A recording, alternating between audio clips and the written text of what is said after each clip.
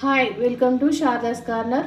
ఈరోజు dry fruit juice ఎలా తయారు చేసుకోవాలో చూద్దాం. రేపు మార్నింగ్ కోసం నేను ఈరోజు నైటే నానబెట్టేస్తున్నాను. చూడండి ఏమేమి వేస్తాము. ఒక 5 జీడిపప్పు, 2 అంజీర్, కిస్మిస్ 1 స్పూన్, తర్వాత వాల్నట్స్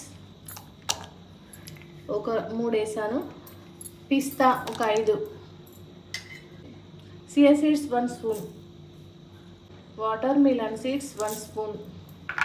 ఇవి బాదం సపరేట్గా నానబెట్టుకోవాలి. ఒక 5 బాదం సపరేట్గా నానబెట్టుకొని మార్నింగ్ అందులో వేసుకోవాలి పొట్టు తీసి. ఇప్పుడు వచ్చేసి డేట్స్ 2, ఇవి నైటే వాటర్ పోసి నానబెట్టుకోవాలి. ఇవి అయితే సపరేట్ నానబెట్టుకోవాలి బాదం.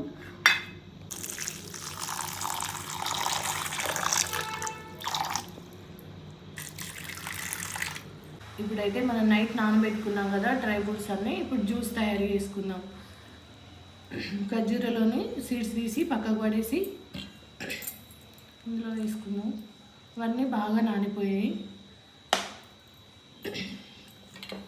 ఇప్పుడు తీసి పెట్టుకున్న బాదం పప్పులు మిక్సర్లో వేసుకున్నాం. అలాగే ఇవన్నీ డ్రై ఫ్రూట్స్ అన్నీ నానిపోయాయి. ఇవి హెల్త్కి, జుట్టు ఊడిపోతుంటుంది కదా పిల్లలకి, ఊకే అది జుట్టు ఊడకుండా ఉంటుంది. హెల్త్కి చాలా మంచిది. వారంలో 2-3 రోజులైనా ఇస్తాను నేనైతే మా అమ్మాయికి. ఈ జ్యూస్ 2-3 సార్లు అయినా ఇస్తాను.